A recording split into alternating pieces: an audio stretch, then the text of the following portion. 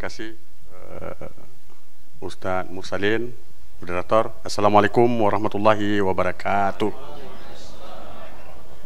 Yang kami hormati Ustadz Abdul Somad, yang kami hormati guru-guru kami yang malam ini akan juga berbicara bersama dengan kita, yang kami hormati seluruh guru-guru saya yang berhadir, para da'i, da'iyah dan ormas-ormas yang selama ini juga bersinergi dengan pemerintah Aceh dalam gerakan dakwah di Aceh.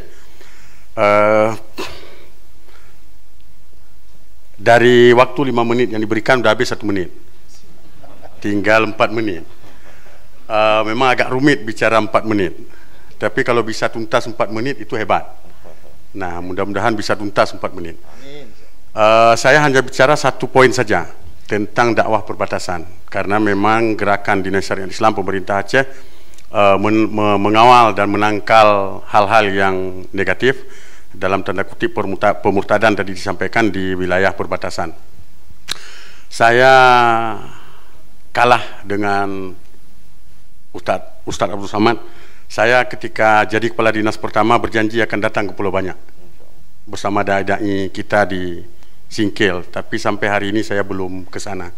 Hanya janji-janji, dan itu mungkin mereka sudah bisa mengatakan saya happy mereka. Nah, belum sampai saya ke sana. Di perbatasan memang ada banyak masalah yang selama ini kita anggap menjatuhkanlah dalam tanda kutip wibawa kita umat Islam di sana.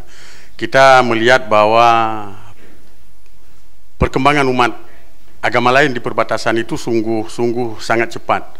Almarhum ayah saya bekerja di KUA di Aceh Selatan dulu, di Kuaket Simpang Kanan, sebelum dipecah kabupaten menjadi 3. Itu umat Nasrani yang di luar Islam di sana 5.000 orang. Beliau sampaikan ke saya 5.000 orang. Tapi sekarang data yang dipunyai 14.000 lebih. Ada yang mengklaim di atas itu. Nah, ini berarti ada sesuatu di sana yang mungkin selama ini kita abai terhadap menjaga perbatasan itu. Dan setelah ditelaah, nampaknya memang bukan dari proses kelahiran, tetapi adalah proses migrasi dari seberang ke Aceh. Nah, dan itu memang semua trik ada dilakukan, termasuk mendatangkan pekerja dan lain sebagainya. Kemudian tidak lama setelah itu keluar KTP dan seterusnya. Nah, sebenarnya di masyarakat Padang misalnya tidak boleh jual tanah kepada orang yang non-muslim misalnya, tapi di kita dikasih dan seterusnya. Nah, itu yang kita alami. Tapi itu tidak perlulah kita bicara yang itu. Saya bicara saja mengenai dakwah perbatasan. Saya salut sekali dengan FDP, Forum Dakwah Perbatasan. Dr. Nur Khalis ada di sana.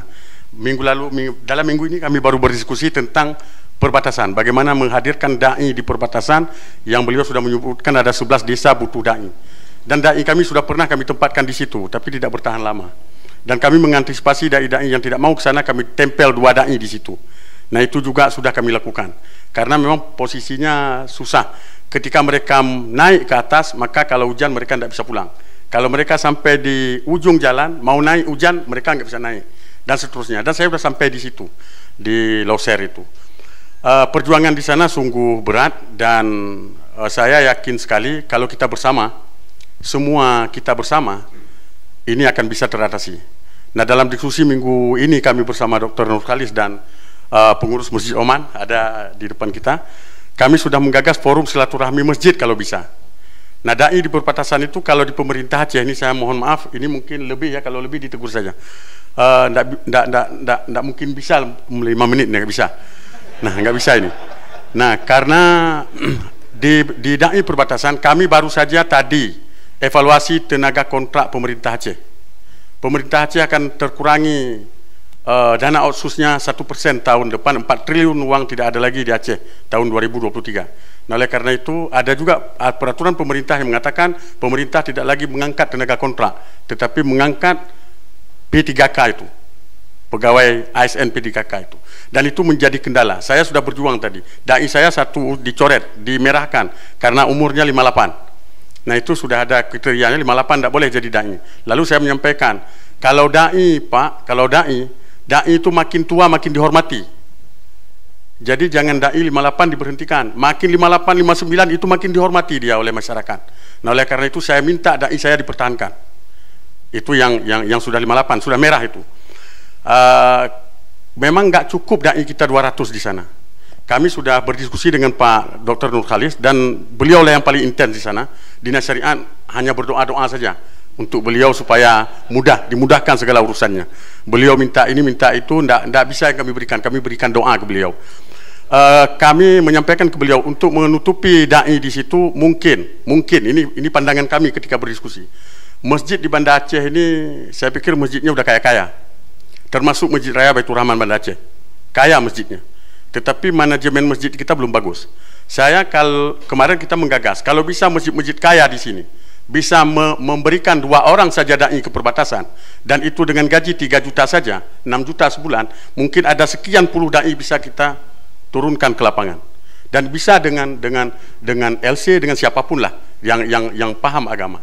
Tapi sulit sekali ketika dai kita minta berangkat ke perbatasan, nggak ada yang mau, sulit sekali. Saya sudah meminta LC, sudah saya minta, belum ada yang mau. Yang sama Ustadz di Pulau Banyak itu karena istrinya memang di Pulau Banyak, makanya LC-nya di situ. Itu dai saya. Nah, kalau yang lain nggak mau. Saya udah pernah tanya mana orang LC yang mau orang ikan. Belum ada yang mau. Mudah-mudahan setelah ini ada yang mau. Mudah-mudahan kita doakan. Nah, kemudian dari Dayah juga begitu. Dari Dayah di Aceh Besar saya pernah datang ke Dayah dan saya minta. Juga nggak ada yang mau. Nggak ada yang mau. Nah, untuk mengabdi di perbatasan, karena di sana memang di samping alamnya rumit, nyawa juga taruhannya. Dan mohon maaf Ustadz, saya sampaikan dai saya meninggal, istrinya meninggal dia sekalian. Dan ketika saya sumpah dia di Dinas Syariat Islam, karena ketika saya baru jadi kepala dinas, saya sumpah semua dai itu, karena ada dai yang nggak bekerja. Mereka di perbatasan tidak bekerja, tidak pernah masuk, gajinya diamprah akhir bulan, tanda tangan, uang honornya dibagi 2 sama kecil. Saya dapati itu di lapangan. Nah, akhirnya saya sumpah, saya panggil kembali, saya sumpah di Musalla Dinas Syariat Islam dengan Quran di atas kepala. Lalu Ustadz yang satu ini bicara, Pak Kades, saya siap mati sebagai dai, dan saya sudah kena racun, istri saya sudah meninggal. Tidak lama setelah itu dia sakit dan saya bercucuran air mata Ustadz. Saya bercucuran air mata. Dia betul-betul dai yang tegar, teguh, dan meninggalkan 2 orang anak yatim, perempuan 2 orang. Saya jemput, saya ambil, saya bawa ke pesantren di sini, saya titip. Tapi 1 bertahan, 1 pulang. 1 lagi anaknya 2 tahun di gendongan. Itulah perjuangan dai di perbatasan. Saya rasa dengan kebersamaan kita, dengan kebersamaan lembaga-lembaga dakwah, terutama yang sudah bergerak di sana di perbatasan, FDA, Forum Dakwah Perbatasan yang digagas dokter-dokter Rumah Sakit Zainal Abidin, ini mungkin dengan makin ramainya kita, saya yakin sekali masalah perbatasan sedikit banyaknya akan bisa teratasi. Mohon maaf, terima kasih. Wassalamualaikum warahmatullahi wabarakatuh. Waalaikumsalam warahmatullahi wabarakatuh.